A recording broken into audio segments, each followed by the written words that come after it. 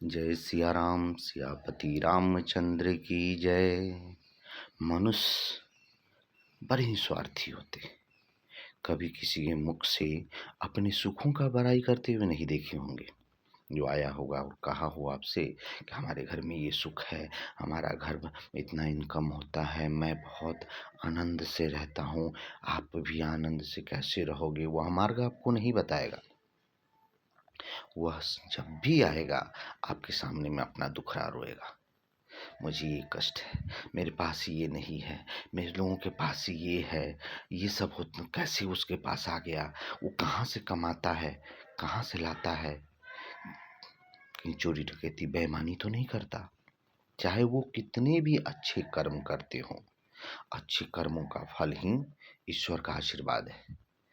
जो बढ़ रहा है इसका अर्थ है वो जरूर कहीं ना कहीं अच्छे अच्छे कर्म कर रहा है, दान कर रहा है, यज्ञ कर रहा है, तप कर रहा है, प्रभु की भक्ति कर रहा है। वो दूसरों से दिखाता नहीं, इसीलिए ईश्वर की कृपा उस पर बरस रही है। आप भी अच्छे अच्छे कर्म करो, दूसरों का कष्ट हरो, दूसरों का दुख हरो, दूसरों के कलेश हरो, दूसरों के दुख सुख में साथ दो। गरीब जहाँ मिल जाए उसको कुछ दान दो, वस्त्र दान करो, अन्न दान करो, गाय गो दान दे दो, क्योंकि दान श्रेष्ठ है।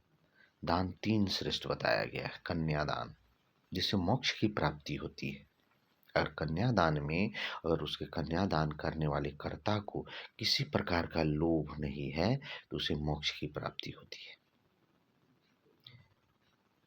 अन्नदान, अन्नदान जो करते हैं उनको हर समय उनके घर में माता पार्वती की कृपा प्राप्त होती है, क्योंकि माता पार्वती अन्नपूर्णा है।